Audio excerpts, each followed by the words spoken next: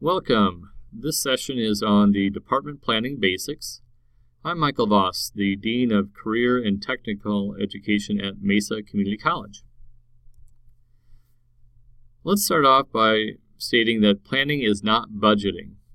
There's no part of this process where you have to put dollars and cents and put together a budget. Planning is more about creating initiatives and creating a sense of where we are heading and what it's going to take to get us there. And finally, planning absolutely influences budget decisions. So if you anticipate future staffing needs, future operational needs, capital equipment, replacement and or additions, even facility expansion or remodel, those should all be spoken to in the planning process, and these items can be initiatives for you. Okay. A lot of folks ask, well, why do we have to spend this time on planning? It seems like we're always planning, and we should be. When we're planning, we are creating a competitive advantage for our areas of responsibility, and that applies if you are a department or if you are a program. So we should be looking towards the future and trying to line up what we're trying to do with the overall interests of the college. Now, this statement here should be familiar to everyone. This is Mesa Community College's vision statement that we aspire to lead the way to success in our local and global community. Now, when you apply that to a department planning process, I think that we should be thinking globally, like, how do we emulate the vision, mission, and values and the strategic directives or strategic initiatives in a way that's operational, right? So all that high-level vision, mission, value statements and even strategic directive, they're only actionable through the local level, which brings me to this point that all change is local. So it's incumbent on each person and each unit of the college to take action, so that we actually are leading the way to success in our local and global community. Now, the unit level initiatives are what actually advance our vision, mission, and values. This little graphic is something that I put together after reviewing the words involved with the vision, mission, and values in a way that makes more sense to me. So if you read through our mission statement, it talks about some areas of focus, and these are basically our instructional service areas. Some people come to us for career and college readiness, and basically what that means is they need to sharpen their saw a bit so they can engage in college level coursework. Some people are coming to us because of the value that we offer. We offer a high quality, low cost education, and they come here to take several courses with the full intent to transfer into a four-year institution down the road. A lot of folks come to us for workforce development needs. They want, they're not satisfied with their current career path, and they want to make more money and get a career that's meaningful to them that aligns with their skills. And then there's a fourth category of folks, and those are the lifelong learners who keep coming back to us over and over again to pursue new interests that they may have in life. So those service directives that we have or areas of focus sort of guide our philosophy of teaching and learning, so what faculty and what students do. And what we really desire is for that teaching and learning experience to be something that's empowering, so empowering that it inspires people to lead the way to success in the local and global community. And all of this is done within a framework, that's what the little brown box is, a framework of how we aspire to conduct ourselves as we carry out the mission to achieve the vision. We have these common values. We look for them when we hire. We try to model them for others. And at this college, we particularly value individuals and the community. We value integrity, walk the walk. We value a spirit of innovation and service excellence. And learning is so important to us. It's not only in our mission, but it's also in our values. So you can absolutely tie any of your initiatives to the vision, mission, and values. There's other areas that you could tie your initiatives to as well. You can relate them to the vision, mission, and values, or to the strategic priorities, which currently are strategic enrollment management. And so we're looking at the entire pipeline from that first student contact of recruitment all the way through completion. And they go on to transfer, or they go on to their dream job. The next one is effective teaching and learning. I told you learning is important at this place, and so are teachers. And we want to have those environments and create those experiences that develop the knowledge and ability so that people can be successful in our local and global economy.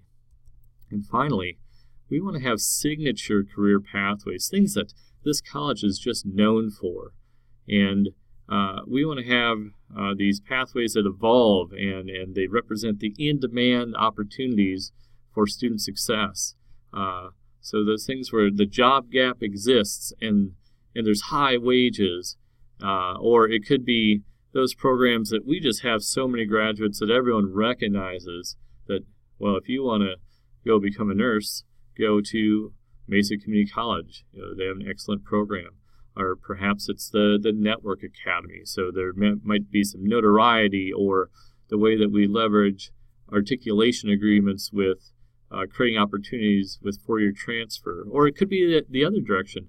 We might have such well-developed career pathways with the local high schools that as they finish that high school level coursework, they naturally want to come to Mesa Community College to continue the next step. Now, there's a timeline associated with department planning, and it can be confusing, but I'm going to make it super easy. If you are a department chair or an OPD, the year for us starts in the fall, and the planning for the following fall needs to be completed by mid-fall. So that's kind of in the September, October time frame. So, generally speaking, that needs to be done about that point so that the other executive administration can aggregate these reports and start thinking about the potential budget asks that would go into the budget request for the following academic year. So, those decisions need to be made by about the end of fall term. So we ask that the department plans for the following year are submitted by mid-fall.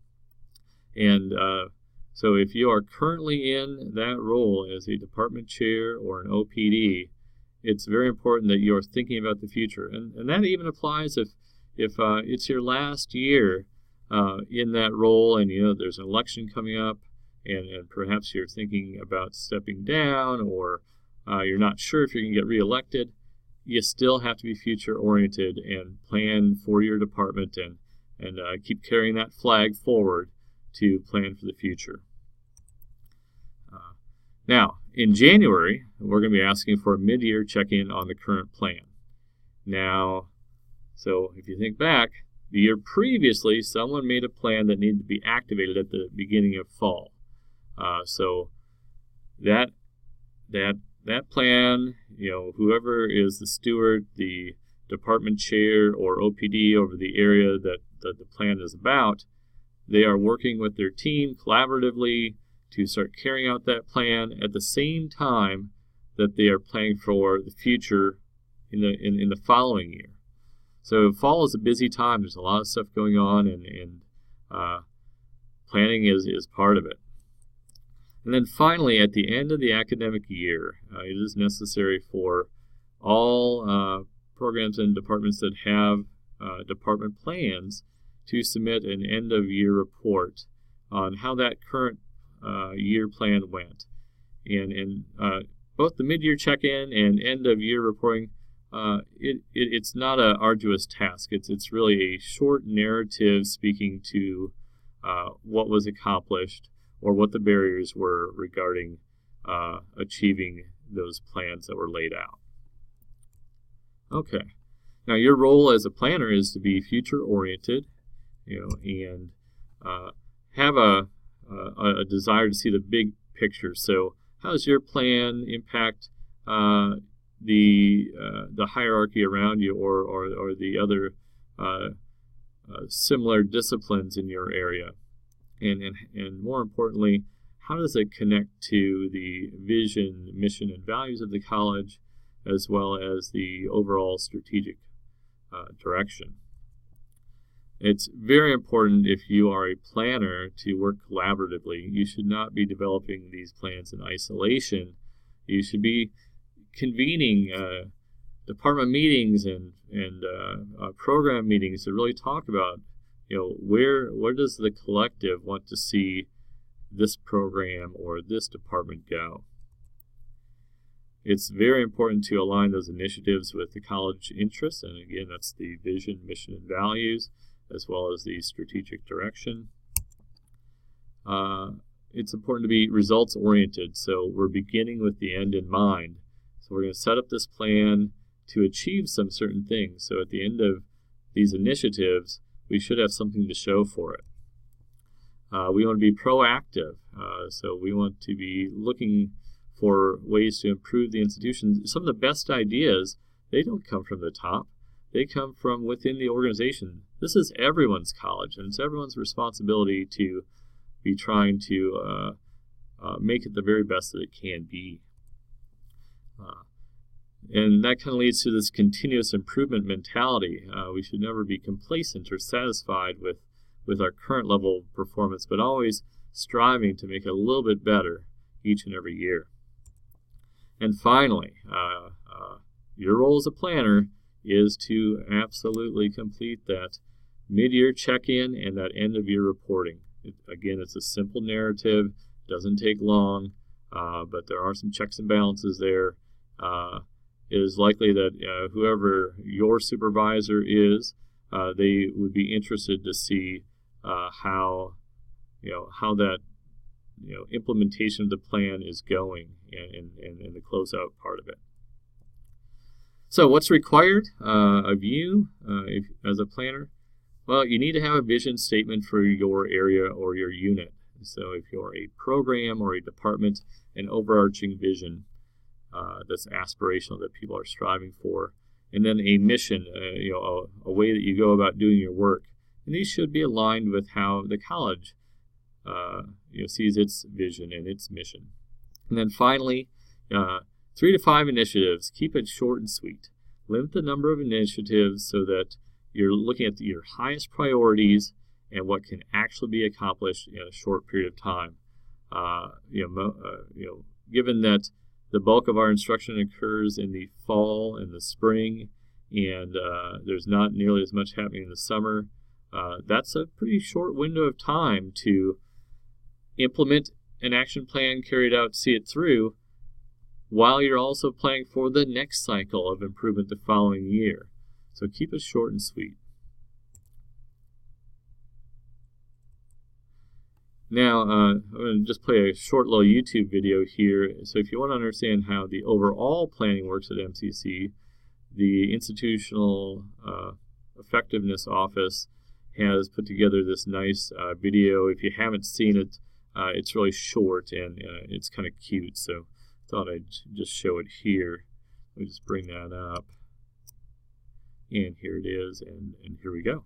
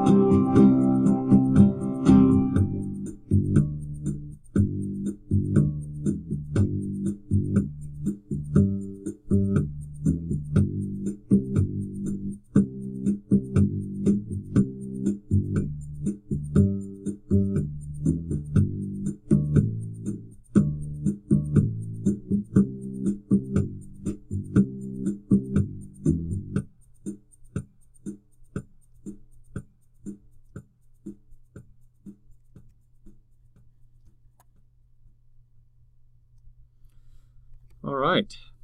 So hopefully that helped frame everything a little bit.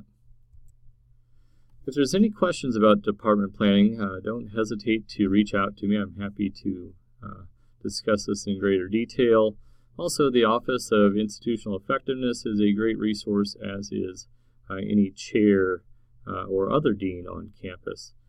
So thank you. Hopefully this was helpful for you, and happy planning.